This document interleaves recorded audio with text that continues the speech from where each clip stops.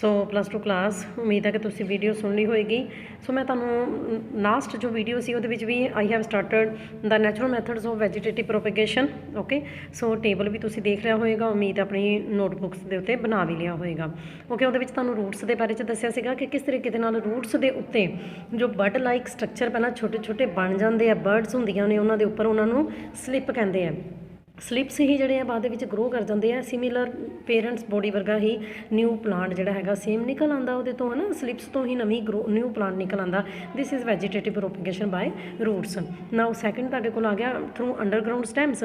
सो underground modified stems जो है, ठीक है, तुहानू टेबल के भी दिखा दी उन्होंने 5 टाइप्स है, तो बहुत ज़्यादा डिटेल के +1 के लर्न किया होया, ठीक है जी, पढ़िया होया।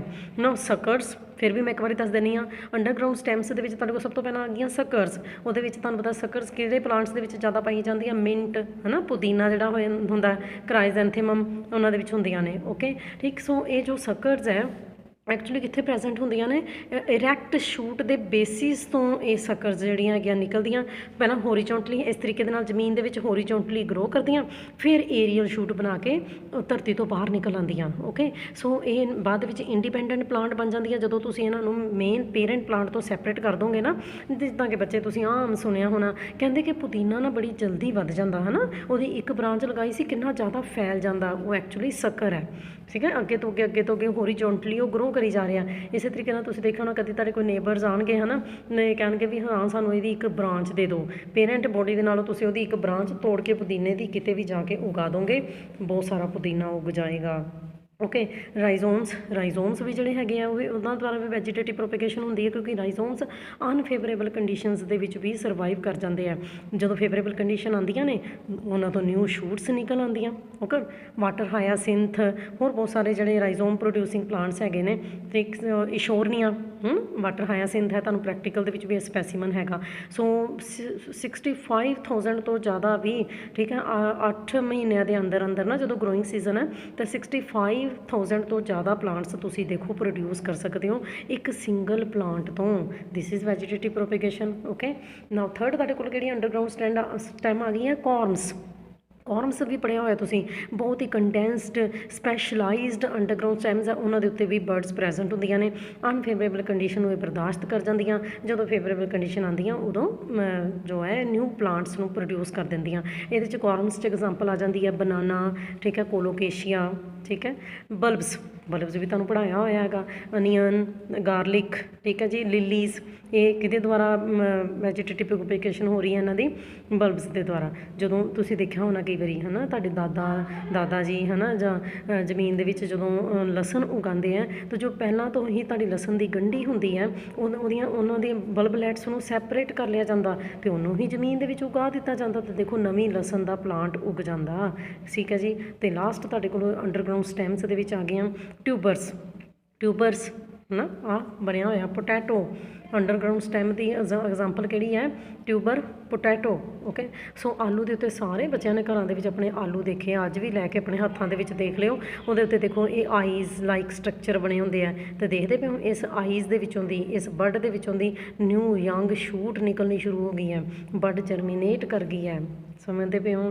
ठीक है जी, ए सी, ठीक है जी, second method natural method vegetative propagation का through underground stems. Okay, third तुहाडे कोल हुण आ गया क्रीपिंग स्टैम्स। मैं पहला भी दस्सिया सीगा क्रीपिंग किहड़ियां होंदियां, जिहड़ियां धरती के नाल घिसड़दियां रहिंदियां, क्रीप मैंने घिसड़ना। ओके, सो उन्होंने सब तो पहला आ गया तुहाडे कोल रनर्स की है, क्रीपिंग मोडिफाइड स्टैम्स है। Okay, so at the node portions, ये भी तुहानू +1 भी बहुत दस्सिया होया। चलो फिर तो दोबारा दस देने बच्चे, तुहानू दस्सिया होया कि एक जिहड़ी स्टैम हुंदी है, स्टैम के उत्ते, ठीक है, जिस पॉइंट तो न्यू ब्रांचिज निकल आंदियां उस पोर्शन नूं कहंदे हैं नोड। ओके, इस तरीके के स्टैम के उत्ते एक होर नोड होएगी, दो नोड के विचकार वाले हिस्से नूं कहंदे हैं इंटरनोड। ओके, सो की होया कि जिहड़ियां रनर्स मोडिफाइड स्टैम्स हैगियां ने, इत्थे की है कि इन्हां दे नोड पोर्शन तो रूट्स निकल आंदियां, हर एक नोड जी हैगी है, ठीक है, वो नैचुरली फिर नवी शूट निकल आएगी, मीनस कि पूरा न्यू प्लांट निकल आएगा, जिवें कि धुप ग्रास, ऑक्जैलिस, ठीक है जी। सो ये धुप ग्रास की भी बड़ी तेज़ी के नाल ग्रोथ होंदी है। ਇਹ ਕਿਹੜੀਆਂ ਸਟੈਮਸ ਸੀਗੀਆਂ, ਕ੍ਰੀਪਿੰਗ ਸਟੈਮਸ। ਅੱਗੇ ਤੁਹਾਡੇ ਕੋਲ ਆ ਗਈ ਸਟੋਲਨਸ। ਸਟੋਲਨਸ ਕੀ ਹੁੰਦੀਆਂ ਨੇ, ਇਹ ਵੀ ਰਨਰਸ ਹੁੰਦੀਆਂ ਨੇ ਬਟ ਆਰਕਡ ਰਨਰਸ ਹੁੰਦੀਆਂ ਨੇ। ਮਤਲਬ ਇਹ ਬੱਚੇ ਇਸ ਤਰੀਕੇ ਨਾਲ ਆਰਕ ਬਣਾਉਂਦੀਆਂ, ਇਸ ਤਰੀਕੇ ਨਾਲ ਸਿੱਧੀਆਂ ਨਹੀਂ ਅੱਗੇ ਤੋਂ ਅੱਗੇ ਗਰੋ ਕਰਦੀਆਂ। ਜੇਕਰ ਇਸ ਪੁਆਇੰਟ ਦੇ ਉੱਤੇ ਸਟੋਲਨ ਗਰੋ ਕੀਤੀ ਹੈ ਨਾ, ਫਿਰ ਇਹਨੇ ਇੱਦਾਂ ਆਰਕ ਲਾਈਕ ਸਟਰਕਚਰ ਬਣਾਉਣਾ, ਫਿਰ ਉਸ ਪੁਆਇੰਟ ਦੇ ਉੱਤੇ ਜਾ ਕੇ ਆਪਣੀਆਂ ਰੂਟਸ ਬਣਾ ਲੈਣੀਆਂ। ਓਕੇ, ਫਿਰ ਤੋਂ ਦੁਬਾਰਾ ਇੱਕ ਸ਼ੂਟ ਬਣਾਉਣੀ ਹੈ ਨਾ, ਫਿਰ ਅੱਗੇ ਜਾ ਕੇ ਇਹਨੂੰ ਇਸ ਤਰੀਕੇ ਨਾਲ ਆਰਕ ਲਾਈਕ ਸਟਰਕਚਰਸ ਬਣਾਉਂਦੀਆਂ ਇਹ ਸਟੋਲਨਸ, ਹੈ ਨਾ। ਠੀਕ ਹੈ, ਇਹਦਾ ਮਤਲਬ ਕਿ ਨੈਚੁਰਲੀ ਜਦੋਂ ਇੱਦਾਂ ਕਰਕੇ ਜੰਪ ਕਰ ਕਰਕੇ ਇਹ ਸਟੈਮ ਜਿਹੜੀ ਹੈਗੀ ਆ ਏਰੀਆ ਗਰੋ ਕਰ ਰਹੀ ਹੈ, ਕ੍ਰੀਪਿੰਗ ਸਟੈਮ, ਤਾਂ ਰਸਤੇ ਦੇ ਵਿੱਚ ਜੋ ਵੀ ਰੁਕਾਵਟਾਂ ਆ ਰਹੀਆਂ ਉਹਨੂੰ ਕ੍ਰੋਸ ਕਰਦੀ ਜਾ ਰਹੀ ਹੈ ਅਤੇ ਛੋਟੇ ਛੋਟੇ ਨੋਡਸ ਤੋਂ ਪਲਾਂਟਲੈਟਸ ਨਿਕਲਦੇ ਆ ਰਹੇ ਆ। ਵੈਲਿਸਨੇਰੀਆ, ਸਟ੍ਰਾਬੈਰੀ ਐਗਜ਼ਾਮਪਲ ਹੈ। ਥਰਡ ਤੁਹਾਡੇ ਕੋਲ ਕ੍ਰੀਪਿੰਗ ਸਟੈਮ ਆ ਗਈ ਆਫਸੈਟਸ। ਪਤਾ ਤੁਹਾਨੂੰ, ਆਫਸੈਟ ਸਿਰਫ ਇੱਕ ਇੰਟਰਨੋਡ ਲੌਂਗ, ਇਹਦੇ 'ਚ ਇੱਕ ਹੀ ਇੰਟਰਨੋਡ ਹੁੰਦੀ ਹੈ। ਠੀਕ ਹੈ, ਇਹ ਲੌਂਗ ਰਨਰ ਹੀ ਹੈ। ਸੋ ਇਹਦੇ ਏਪੈਕਸ ਦੇ ਉੱਤੇ ਹੀ ਗੁੱਛਾ ਪ੍ਰੈਜ਼ੈਂਟ ਹੁੰਦਾ ਹੈ ਨਾ। ਆਫਸੈਟਸ ਦੀ ਖਾਸੀਅਤ ਹੈਗੀ ਹੈ ਕਿ ਤੁਹਾਨੂੰ ਪਤਾ ਕਿ ਟਿਪ ਦੇ ਉੱਤੇ ਪੱਤਿਆਂ ਦਾ ਬਹੁਤ ਸਾਰਾ ਗੁੱਛਾ ਪ੍ਰੈਜ਼ੈਂਟ ਹੁੰਦਾ। ਐਗਜ਼ਾਮਪਲ ਆ ਜਾਂਦੀ ਪਿਸਤੀਆਂ। ਠੀਕ ਹੈ ਜੀ, ਇਹ ਸੀ ਥਰਡ ਨੈਚੁਰਲ ਮੈਥਡ ਕ੍ਰੀਪਿੰਗ ਸਟੈਮਸ। ਅੱਗੇ ਤੁਹਾਡੇ ਕੋਲ ਫੋਰਥ ਨੈਚੁਰਲ ਮੈਥਡ ਆ ਗਿਆ ਏਰੀਅਲ ਸਟੈਮਸ, ਹੈ ਨਾ। ਸੋ ਏਰੀਅਲ ਮੋਡੀਫਾਈਡ ਸਟੈਮਸ ਜਿਹੜੀਆਂ ਹੁੰਦੀਆਂ ਖਾਸ ਤੌਰ 'ਤੇ ਕੈਕਟੀ, ਹੈ ਨਾ, ਜਿਹੜੇ ਕੰਡਿਆਂ ਵਾਲੇ ਪਲਾਂਟ ਹੁੰਦੇ, ਕੈਕਟਸ, ਉਹ ਵੀ ਨਿਊ ਪਲਾਂਟਸ ਡਿਵੈਲਪ ਕਰ ਜਾਂਦੇ ਜਦੋਂ ਜਿਹੜਾ ਇਹਦੀ ਹੀ ਸਟੈਮ ਦਾ ਟੁਕੜਾ ਜ਼ਮੀਨ ਦੇ ਉੱਤੇ ਗਿਰ ਜਾਂਦਾ, ਹੈ ਨਾ, ਉਹ ਨਵੇਂ ਪਲਾਂਟ ਦੇ ਵਿੱਚ ਗਰੋ ਕਰ ਜਾਂਦਾ। ਠੀਕ ਹੈ ਜੀ, ਕੈਕਟਸ ਦੇ ਵਿੱਚ ਵੀ। ਓਪੰਸ਼ੀਆ, ਲੀਵਸ, ਕੁਝ ਪਲਾਂਟਸ ਜਿਹੜੇ ਹੁੰਦੇ ਆ ਉਹਨਾਂ ਦੇ ਲੀਵਸ ਦੇ ਉੱਪਰ there are present adventitious buds. Okay, so ਜਦੋਂ ਅਸੀਂ ਉਹਨਾਂ ਬਰਡਸ ਨੂੰ ਸੈਪਰੇਟ ਕਰਕੇ ਜ਼ਮੀਨ ਦੇ ਵਿੱਚ ਉਗਾ ਦਿੰਦੇ ਹਾਂ ਤਾਂ ਉਹ ਨਿਊ ਪਲਾਂਟ ਦੇ ਵਿੱਚ ਗਰੋ ਕਰ ਜਾਂਦਾ। ਐਗਜ਼ਾਮਪਲ ਤੁਹਾਡੇ ਕੋਲ ਆ ਜਾਂਦੀ ਬ੍ਰਾਇਓਫਿਲਮ। ਬ੍ਰਾਇਓਫਿਲਮ ਬੱਚੇ ਤੁਸੀਂ ਆਮ ਦੇਖਿਆ ਹੋਇਆ ਪਰ ਤੁਹਾਨੂੰ ਪਤਾ ਨਹੀਂ ਹੈ ਕਿ ਇਹ ਕੌਣ ਹੈ ਬ੍ਰਾਇਓਫਿਲਮ। ਪੱਥਰ ਚੱਟ, ਹੈ ਨਾ, ਇਹ ਚੋਟ ਵਗੈਰਾ ਲੱਗ ਜਾਏ ਅਤੇ ਉੱਥੇ ਵੀ ਇਸ ਪੱਤੇ ਨੂੰ ਲਗਾਉਂਦੇ ਹੈਗੇ ਆ, ਹੈ ਨਾ। ਸੋ ਪੱਥਰ ਚੱਟ ਜਿਹੜਾ ਹੈਗਾ ਬ੍ਰਾਇਓਫਿਲਮ ਹੈ। ਬੱਚੇ ਕਹਿੰਦੇ ਕਿ ਜੇਕਰ ਨਾ ਇਹਨੂੰ ਪਾਣੀ ਦਿੰਦੇ ਰਹੋ ਨਾ, ਜੇ ਪਾਣੀ ਨਾ ਦਿਓ ਫਿਰ ਲੀਵਸ ਦੇ ਉੱਪਰ ਬਰਡਸ ਨਹੀਂ ਉਗਦੀਆਂ ਅਤੇ ਨਿਊ ਪਲਾਂਟਸ ਨਹੀਂ ਬਣਦੇ। ਪਰ ਜੇਕਰ ਤੁਸੀਂ ਇਹਨੂੰ ਪਾਣੀ ਦਿੰਦੇ ਰਹਿੰਦੇ ਹੋ ਨਾ, ਠੀਕ ਹੈ, ਤਾਂ ਇਹਨਾਂ ਬਰਡਸ ਦੇ ਵਿੱਚ ਹੁੰਦੀ ਦੇਖੋ ਨਿਊ ਪਲਾਂਟ ਨਿਕਲ ਆਉਂਦੇ, ਰੈੱਡ ਕਲਰ ਦੇ ਫਲਾਵਰ ਲੱਗਦੇ ਆ। ਤਾਂ ਦੇਖੋ ਕਿੰਨੀ ਪਰਮਾਤਮਾ ਦੀ ਅਲੱਗ ਜੀ ਡਿਫਰੈਂਸ ਜੀ ਦੇਣ ਹੈ ਇਹਨੂੰ। ਇੱਥੇ ਨੋਚਿਸ, ਇਹਨੂੰ ਕਹਿੰਦੇ ਲੀਫ ਨੋਚਿਸ। ਆ ਜੋ ਅੰਦਰ ਨੂੰ ਸਟਰਕਚਰ ਜਿਹੜੇ ਅੰਦਰ ਨੂੰ ਜਾ ਰਹੇ ਆ ਨਾ, ਇਹਨਾਂ ਨੂੰ ਕਹਿੰਦੇ ਲੀਫ ਨੋਚਿਸ। ਉੱਥੇ ਐਡਵੈਂਟੀਸ਼ੀਅਸ ਬਰਡਸ ਪ੍ਰੈਜ਼ੈਂਟ ਹੈਗੀਆਂ ਨੇ। ਠੀਕ ਹੈ ਜੀ, ਸੋ ਇੱਥੋਂ ਦੀ ਰੈੱਡ ਕਲਰ ਦੇ ਫਲਾਵਰ ਨਿਕਲਣੇ ਸ਼ੁਰੂ ਹੋ ਜਾਂਦੇ ਆ ਇਸ ਪੋਰਸ਼ਨ ਤੋਂ, ਇੱਥੋਂ ਦਿਸ ਇਜ਼ ਵੈਜੀਟੇਟਿਵ ਪ੍ਰੋਪੇਗੇਸ਼ਨ। ਸੋ ਇਹ ਬਰਡਸ ਨੂੰ ਤੁਸੀਂ ਉਤਾਰ ਕੇ ਅਲੱਗ ਵੀ ਬੀਜ ਦੋਗੇ ਨਾ, then it will grow into a new plant. Okay, so small ਛੋਟੇ ਛੋਟੇ ਪਲਾਂਟਲੈਟਸ ਨਿਕਲ ਆਉਣਗੇ। ਅੱਗੇ ਤੁਹਾਡੇ ਕੋਲ ਆ ਗਿਆ ਨੈਚੁਰਲ ਮੈਥਡ 'ਚ ਬਲਬਿਲਸ। ਜੇ ਯਾਦ ਹੈ ਤਾਂ ਇਹ ਬਹੁਤ ਇੰਪੋਰਟੈਂਟ ਕੁਐਸਚਨ, 2 ਮਾਰਕਸ ਦਾ ਮੈਂ +1 'ਚ ਵੀ ਪਾਉਂਦੀ ਰਹੀ ਹਾਂ। ਬਲਬਿਲਸ ਕੀ ਹੁੰਦੀਆਂ ਨੇ? These are the fleshy buds. Okay, so ਕਿੱਥੇ ਪ੍ਰੋਡਿਊਸਡ ਕੀਤੀਆਂ ਜਾਂਦੀਆਂ ਨੇ? ਐਗਜ਼ਿਲਸ ਦੇ ਵਿੱਚ। ਫੋਲੀਏਜ ਲੀਵਸ, ਪਤਾ ਤੁਹਾਨੂੰ ਜਿਹੜੇ ਗ੍ਰੀਨ ਕਲਰ ਦੇ ਲੀਵਸ ਹੁੰਦੇ ਆ ਨਾ, ਠੀਕ ਹੈ। ਐਗਜ਼ਿਲਰੀ ਬਰਡ ਦੀ ਜਗ੍ਹਾ ਦੇ ਉੱਪਰ, ਸਮਝਦੇ ਪਏ ਹੋ? ਠੀਕ ਹੈ, ਐਗਜ਼ਿਲਰੀ ਬਰਡ ਦੀ ਜਗ੍ਹਾ ਦੇ ਉੱਤੇ ਫੋਲੀਏਜ ਲੀਵਸ ਦੇ ਐਗਜ਼ਿਲਸ ਦੇ ਵਿੱਚ ਫਲੈਸ਼ੀ ਬਰਡਸ ਪ੍ਰੈਜ਼ੈਂਟ ਹੁੰਦੀਆਂ, ਜਿਨ੍ਹਾਂ ਨੂੰ ਅਸੀਂ ਬਲਬਿਲਸ ਕਹਿੰਦੇ ਹੁੰਦੇ ਆ। ਜਦੋਂ ਇਹ ਗਰਾਊਂਡ ਦੇ ਉੱਪਰ ਬਰਡਸ ਗਿਰ ਜਾਂਦੀਆਂ, ਦੇ ਡਿਵੈਲਪ ਇਨਟੂ ਨਿਊ ਪਲਾਂਟ। ਐਗਜ਼ੈਲਿਸ, ਏਲੀਅਮ, ਹੈ ਨਾ, ਆਹ ਦੇਖੋ ਤੁਹਾਨੂੰ ਬਲਬਿਲਸ ਦਿਖਾਈਆਂ ਹੋਈਆਂ। ਠੀਕ ਹੈ, ਔਗਜ਼ੈਲਿਸ ਦੇ ਵਿੱਚ ਵੀ, ਅਗੇਵ ਸਪੀਸੀਜ਼ ਦੇ ਵਿੱਚ ਵੀ। ਠੀਕ ਹੈ, ਆਹ ਬਲਬਿਲਸ, ਆਹ ਦੇਖੋ ਸਵੂਲਨ ਫਲੈਸ਼ੀ ਸਟਰਕਚਰਸ ਪ੍ਰੈਜ਼ੈਂਟ ਹੈਗੇ ਆ। ਸਟ੍ਰਾਬੇਰੀ, ਸੈਂਚੁਰੀ ਪਲਾਂਟਸ, ਠੀਕ ਹੈ, ਜਿਹਨੂੰ ਕਿ ਅਗੇਵ ਸਪੀਸੀਜ਼ ਕਹਿੰਦੇ ਆ। ਫਲਾਵਰ ਬਰਡਸ ਹੀ ਮੋਡੀਫਾਈ ਹੋ ਜਾਂਦੀਆਂ, ਜਿਹੜੇ ਜਿੱਥੋਂ ਫੁੱਲ ਬਣਨਾ ਸੀ ਨਾ ਉਹੀ ਮੋਡੀਫਾਈਡ ਹੋ ਕੇ ਬਲਬਿਲਸ ਬਣ ਜਾਂਦੀਆਂ ਅਤੇ ਨਿਊ ਪਲਾਂਟ ਦੇ ਵਿੱਚ ਡਿਵੈਲਪ ਹੋ ਜਾਂਦੀਆਂ। ਇਸ ਕੇਸ ਦੇ ਵਿੱਚ ਦੇਖੋ ਡਾਇਓਸਕੋਰੀਆ ਦੇ ਵਿੱਚ, ਹੈ ਨਾ, ਆਹ ਬਲਬਿਲਸ, ਆਹ ਇੱਥੇ ਪ੍ਰੈਜ਼ੈਂਟ ਹੈ ਬਲਬਿਲਸ। ਅਤੇ ਲਾਸਟ ਤੁਹਾਡੇ ਕੋਲ ਆ ਗਿਆ ਟਿਊਰੀਓਨਸ। ਨੈਚੁਰਲ ਮੈਥਡ ਦੇ ਵਿੱਚ ਲਾਸਟ ਤੁਹਾਡੇ ਕੋਲ ਕੌਣ ਆ ਗਏ? Turions. These are the special type of the fleshy buds ਹੈ। ਇਹ ਕਿੱਥੇ ਡਿਵੈਲਪ ਕਰਦੀਆਂ ਇਹ ਵਾਲੀਆਂ ਬਰਡਸ? ਇਨ ਐਕੁਆਟਿਕ ਪਲਾਂਟਸ। ਠੀਕ ਹੈ, ਜਿਹੜੇ ਪਾਣੀ ਦੇ ਵਿੱਚ ਰਹਿਣ ਵਾਲੇ ਪਲਾਂਟਸ ਹੈ ਨਾ, ਉਹਨਾਂ ਦੇ ਵਿੱਚ ਇਹ ਫਲੈਸ਼ੀ ਬਰਡਸ ਹੀ ਹੁੰਦੀਆਂ। But they have given special name to these buds which are present on the aquatic plants, turions. Okay, Potamogeton, ਠੀਕ ਹੈ, Utricularia, these are the examples. ਠੀਕ ਹੈ, ਨਹੀਂ ਸੀ, these were the natural methods of vegetative propagation. Now artificial methods of vegetative propagation. So there are so many methods which are man-made, okay, or developed by the plant growers, horticulturists for the commercial production of the crops. So that's why, because they are man-made, so these methods are known as artificial methods. ठीक है जी, so ਜਿਸ ਤਰ੍ਹਾਂ ਇਹਦੇ 'ਚ ਹੀ ਬਹੁਤ ਸਾਰੇ natural method ਵੀ ਆ ਜਾਂਦੇ ਨਾ। ਦੇਖੋ ਚਾਹੇ ਅਸੀਂ ਕਰਨ ਜਾ ਰਹੇ ਹਾਂ ਕਟਿੰਗ, ਲੇਅਰਿੰਗ, ਦੇਖੋ ਕਰਨੀ ਤਾਂ ਭਾਵੇਂ ਆਹ ਆਰਟੀਫਿਸ਼ਲ ਮੈਥਡ ਹੈਗਾ, ਪਰ ਉਹ ਉਸ ਕੇਸ ਦੇ ਵਿੱਚ ਵੀ ਇਹਦੇ 'ਚ ਤਾਂ ਕਰਨਾ ਸਭ ਕੁਛ ਇਨਸਾਨ ਨਹੀਂ ਹੈ।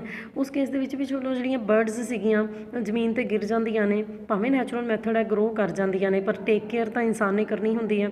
ਸੋ ਇਹਦੇ ਵਿੱਚ ਵੀ ਬਹੁਤ ਸਾਰੇ ਨੈਚੁਰਲ ਮੈਥਡ ਵੀ ਆ ਜਾਂਦੇ ਆ, ਠੀਕ ਹੈ, ਜਿਵੇਂ ਕਿ ਪੋਟੈਟੋ ਟਿਊਬਰਸ ਤੁਸੀਂ ਯੂਜ਼ ਕੀਤੀਆਂ ਪੋਟੈਟੋ ਦੀ ਗਰੋਥ ਉਗਾਉਣ ਦੇ ਲਈ। ਸਿਮਿਲਰਲੀ ਰਾਈਜ਼ੋਮਸ ਆਫ ਜਿੰਜਰਸ, ਕੌਰਮਸ ਆਫ ਬਨਾਨਾ, ਠੀਕ ਹੈ, ਬਲਬਸ ਆਫ ਅਨੀਅਨ, ਠੀਕ ਹੈ, ਰਨਰਸ ਆਫ ਮਿੰਟਸ। ਸੋ ਉਹਨਾਂ ਨੂੰ ਆਪਾਂ ਯੂਜ਼ ਤਾਂ ਕਰਦੇ ਹੀ ਹਾਂ। ਸੋ ਆਰਟੀਫਿਸ਼ਲ ਮੈਥਡ ਦੇ ਅੰਡਰ ਵੀ, ਠੀਕ ਹੈ ਜੀ, ਸੋ ਨੈਚੁਰਲ ਮੈਥਡ ਤਾਂ ਹੈ ਹੀ ਨੇ। Now cutting, so small piece of any plant organ, ਠੀਕ ਹੈ, ਕਿਸੇ ਵੀ ਪਲਾਂਟ ਔਰਗਨ ਦਾ ਜੋ ਤੁਸੀਂ ਛੋਟਾ ਜਿਹਾ ਟੁਕੜਾ ਇਸਤੇਮਾਲ ਕਰ ਲਿਆ, ਠੀਕ ਹੈ, ਉਹਨੂੰ ਕਟਿੰਗ ਕਰ ਲਈ ਤੁਸੀਂ ਉਹਦੀ, ਭਾਵੇਂ ਉਹ ਸਟੈਮ ਹੈ, ਚਾਹੇ ਉਹ ਰੂਟ ਹੈ, ਚਾਹੇ ਉਹ ਲੀਫ ਹੈ, ਤੁਸੀਂ ਉਹਨੂੰ ਯੂਜ਼ ਕੀਤਾ, ਠੀਕ ਹੈ ਜੀ, ਨਿਊ ਪਲਾਂਟ ਉਗਾਉਣ ਦੇ ਲਈ।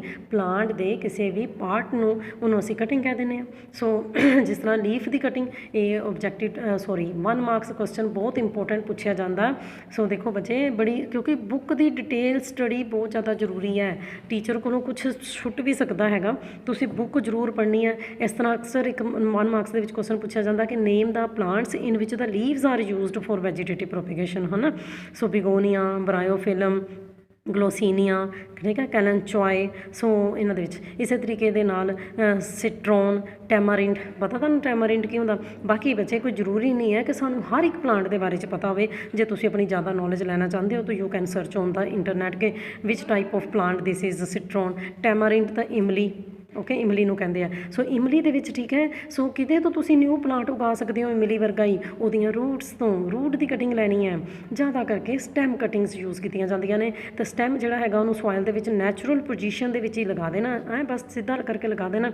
ਕਿੰਨੀ ਲੈਂਥ ਹੋਣੀ ਚਾਹੀਦੀ ਹੈ ਸਟੈਮ ਦੇ ਪੀਸ ਦੀ? 20 to 30 ਸੈਂਟੀਮੀਟਰ, ਹੈ ਨਾ, ਠੀਕ। ਸੋ ਤਾਂ ਜੋ ਉਹਦੇ ਵਿੱਚੋਂ ਸਪਰਾਊਟਿੰਗ ਹੋ ਸਕੇ ਨਾ, ਛੋਟੇ ਛੋਟੇ ਬਰਡਸ ਬਾਹਰ ਨਿਕਲ ਆਉਣ। ਸੋ ਕਿਹੜੇ ਕਿਹੜੇ ਫੈਕਟਰਸ ਹੈਗੇ ਆ ਜਦੋਂ ਜਿਹੜੇ ਪਲਾਂਟ ਤੋਂ ਤੁਸੀਂ ਕਟਿੰਗ ਲੈਣੀ ਹੈ, ਪੇਰੈਂਟ ਪਲਾਂਟ ਤੋਂ, ਠੀਕ ਹੈ। ਸੋ ਕਿਹੜੀਆਂ ਕਿਹੜੀਆਂ ਗੱਲਾਂ ਨੂੰ ਧਿਆਨ ਦੇ ਵਿੱਚ ਰੱਖਣਾ? ਪੇਰੈਂਟ ਪਲਾਂਟ ਦੀ ਏਜ, ਲੈਂਥ, ਕਟਿੰਗ ਦਾ ਡਾਇਆਮੀਟਰ, ਕਿਸ ਸੀਜ਼ਨ ਦੇ ਵਿੱਚ ਲੈ ਰਹੇ ਹੋ, ਪਲਾਂਟ ਕਿਸ ਕਿਸਮ ਦਾ ਸੀਗਾ ਜਿਹਦੀ ਤੁਸੀਂ ਕਟਿੰਗ ਲੈ ਰਹੇ ਹੋ। ਕਈ ਵਾਰੀ ਜਿਹੜੀਆਂ ਸਟੈਮ ਕਟਿੰਗਸ ਹੈਗੀਆਂ ਨੇ ਉਹਨਾਂ ਨੂੰ ਰੂਟਿੰਗ ਹਾਰਮੋਨਸ ਜਿੱਦਾਂ ਕਿ IBA, ਉਹਦੇ ਨਾਲ ਵੀ ਟਰੀਟ ਕਰਨਾ ਪੈਂਦਾ ਤਾਂ ਜੋ ਉਹਦੇ ਉੱਤੇ ਪ੍ਰੋਪਰ ਰੂਟਸ ਆ ਜਾਣ। Okay, so grapes, sugarcane, rose, bougainvillea, these are the plants, ਠੀਕ ਹੈ, who are vegetatively propagated with the help of this cutting. Okay, now layering. So roots artificially, stem branches ਦੇ ਉੱਤੇ ਆਰਟੀਫਿਸ਼ਲੀ ਤੁਸੀਂ roots ਲੈ ਕੇ ਆਉਣੀਆਂ। ਦੇਖੋ ਬੱਚੇ, ਕੋਈ ਵੀ ਨਵਾਂ ਪਲਾਂਟ ਗਰੋ ਕਰਨਾ, ਉਹਦੇ ਲਈ ਰੂਟਸ ਉਹਦੇ ਉੱਤੇ ਆਉਣੀਆਂ ਤਾਂ ਬਹੁਤ ਜ਼ਰੂਰੀ ਹੈ ਨਾ, ਠੀਕ ਹੈ। ਸੋ ਪੇਰੈਂਟ ਪਲਾਂਟ ਦੇ ਨਾਲ ਅਟੈਚਡ ਹੋਏ ਹੋਏ ਹੀ ਉਹਨਾਂ ਦੇ ਉੱਤੇ ਰੂਟਸ ਲੈ ਕੇ ਆਉਣਾ, ਉਹਦੇ ਲਈ ਕਿਹੜਾ ਮੈਥਡ ਯੂਜ਼ ਕੀਤਾ ਜਾਂਦਾ? Layering. Layering it is further of 2 types, mound layering and air layering. Air layering is also known as ਗੁੱਟੀ। ਓਕੇ, ਇਹ ਵੀ ਪੁੱਛਿਆ ਜਾ ਸਕਦਾ ਤੁਹਾਨੂੰ। ਸੋ ਅਦਰ ਨੇਮਸ ਜ਼ਰੂਰ ਪੜ੍ਹਨੇ ਆ, ਠੀਕ ਹੈ ਜੀ। ਸੋ ਜਿੱਦਾਂ ਕਿ this is portion of sugarcane, ਹੈ ਨਾ। ਸ਼ੂਗਰਕੇਨ ਤਾਂ ਸਭ ਨੇ ਗੰਨਾ ਦੇਖਿਆ ਹੋਇਆ ਹੈਗਾ। ਆ ਦੇਖੋ ਇਹਦੇ ਇਸ ਨੋਡ ਪੋਰਸ਼ਨ ਦੇ ਉੱਤੇ ਬਡ ਹੈ, ਠੀਕ ਹੈ। ਸੋ ਦੇਖੋ ਬਰਡਸ ਦੇ ਵਿੱਚ ਹੁੰਦੀਆਂ, ਨੀਚੇ ਥੱਲੇ ਐਡਵੈਂਟੀਸ਼ੀਅਸ ਰੂਟਸ ਨਿਕਲ ਆਈਆਂ ਅਤੇ ਉੱਪਰੋਂ ਦੀ ਨਿਊ ਪਲਾਂਟ ਨਿਕਲ ਆਇਆ। ਨੋਡ ਪੋਰਸ਼ਨ ਤੋਂ, ਬਡ ਤੋਂ ਹੀ ਨਵਾਂ ਗੰਨਾ ਉਗ ਰਿਹਾ ਹੈਗਾ, ਸਮਝਦੇ ਪਏ ਹੋ, ਠੀਕ ਹੈ ਨਾ। ਸੋ ਇਸ ਤਰੀਕੇ ਦੇ ਨਾਲ ਇਹ ਸਾਰਾ ਕਟਿੰਗ ਸੀ। ਲੇਅਰਿੰਗ ਦੇ ਵਿੱਚ ਬੱਚੇ ਆ ਜਾਓ। ਲੇਅਰਿੰਗ ਦੇ ਵਿੱਚ ਤੁਹਾਨੂੰ ਕੀ ਦੱਸਿਆ ਕਿ ਪਲਾਂਟਸ ਦੇ ਨਾਲ ਅਟੈਚਡ ਹੀ ਜਿਹੜੀਆਂ ਬ੍ਰਾਂਚਿਸ ਹੈਗੀਆਂ ਨੇ ਉਹਨਾਂ ਨੂੰ ਥੱਲੇ ਨੂੰ ਖਿੱਚ ਦਿੱਤਾ ਜਾਂਦਾ। ਪਰ ਹੁਣ ਦੇਖੋ ਇਹ ਬਹੁਤ ਬੁੱਢੀ ਪਲਾਂਟ ਦੇ ਵਿੱਚ ਤਾਂ ਨਹੀਂ ਨਾ ਹੋ ਸਕਦੀ ਇਸ ਕਿਸਮ ਦੀ ਲੇਅਰਿੰਗ, ਇਹ ਤਾਂ ਹਰਬੇਸ਼ੀਅਸ ਪਲਾਂਟਸ ਦੇ ਵਿੱਚ ਹੀ ਹੋ ਸਕਦੀ ਹੈ, ਠੀਕ ਹੈ ਜੀ। ਸੋ ਦਿਸ ਇਜ਼ ਮਾਊਂਡ ਲੇਅਰਿੰਗ ਹੈ ਕਿ ਪਲਾਂਟ ਦੇ ਨਾਲ ਹੀ ਜਦੋਂ ਬ੍ਰਾਂਚ ਅਟੈਚਡ ਹੈ ਨਾ, ਠੀਕ ਹੈ। ਸੋ ਉਹਦੀ ਸਟੈਮ ਦੇ ਉੱਪਰੋਂ ਦੀ ਥੋੜ੍ਹਾ ਜਿਹਾ ਪੋਰਸ਼ਨ ਛਿੱਲ ਦਿੱਤਾ ਜਾਂਦਾ, ਉੱਪਰੋਂ ਦੀ ਬਾਰਕ ਉਤਾਰ ਦਿੱਤੀ ਜਾਂਦੀ ਹੈ। ਓਕੇ, ਇਹਨੂੰ ਆਪਾਂ ਨੋਚ ਲਾਈਕ ਸਟਰਕਚਰ ਇੱਕ ਬਣਾ ਲਿਆ ਜਾਂਦਾ, ਉਹਨੂੰ ਮਿੱਟੀ ਦੇ ਵਿੱਚ ਦੱਬ ਦਿੱਤਾ ਜਾਂਦਾ। ਓਕੇ, ਆਹ ਨਾ ਰਿੰਗ ਲਾਈਕ ਸਟਰਕਚਰ ਤਿਆਰ ਹੋ ਗਿਆ। ਉਹਦੇ ਤੋਂ ਫਿਰ ਦੇਖੋ ਜਦੋਂ ਉਹਨੂੰ ਮਿੱਟੀ 'ਚ ਦੱਬ ਦਿੱਤਾ, ਨਵੀਆਂ ਰੂਟਸ ਨਿਕਲ ਆਈਆਂ। ਕੱਲ੍ਹ ਨੂੰ ਇੱਥੋਂ ਦੀ ਉੱਪਰੋਂ ਦੀ ਨਵੀਂ ਸ਼ੂਟ ਵੀ ਨਿਕਲ ਆਉਣੀ ਹੈ ਨਾ। ਸੋ ਪੇਰੈਂਟ ਪਲਾਂਟ ਦੇ ਨਾਲ ਅਟੈਚਡ ਬ੍ਰਾਂਚ ਤੋਂ ਹੀ ਨਵੀਆਂ ਰੂਟਸ ਨਿਕਾਲ ਦਿੱਤੀਆਂ। This is mound layering. ਮੈਂ ਇੱਕ ਵਾਰੀ ਫਿਰ ਤੋਂ ਦੁਬਾਰਾ ਬੋਲ ਦਿੰਦੀ ਹਾਂ ਮਾਊਂਡ ਲੇਅਰਿੰਗ ਨੂੰ। ਦਿਸ ਦਾ ਮੋਸਟ ਕਾਮਨ ਮੈਥਡ ਹੈਗਾ, ਠੀਕ ਹੈ, ਪ੍ਰੋਪੇਗੇਟਿੰਗ ਦਾ ਹਰਬੇਸ਼ੀਅਸ ਪਲਾਂਟਸ। ਹਰਬੇਸ਼ੀਅਸ ਪਲਾਂਟਸ ਕਿਹੜੇ ਹੁੰਦੇ? ਜਿਹੜੇ ਕਿ ਗ੍ਰੀਨ ਹੀ ਹੁੰਦੇ ਆ।